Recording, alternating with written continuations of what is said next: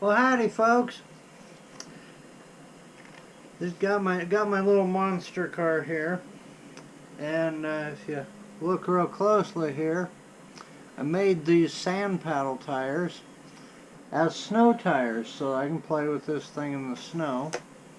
I made them out of TPU. They're printed at a 0.2 millimeter height, and a 0.6 nozzle.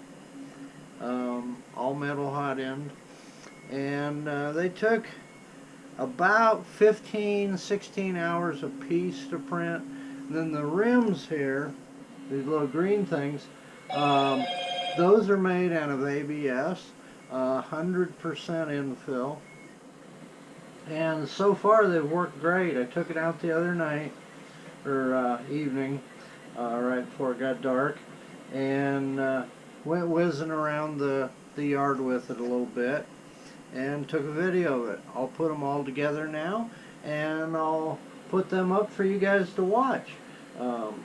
Can't wait to see what you think. Leave a message. I don't have Patreon or any of that stuff right now. Just kind of getting started with this YouTube page, being a YouTuber. But if you want to support me, there's many ways. Just send me a message.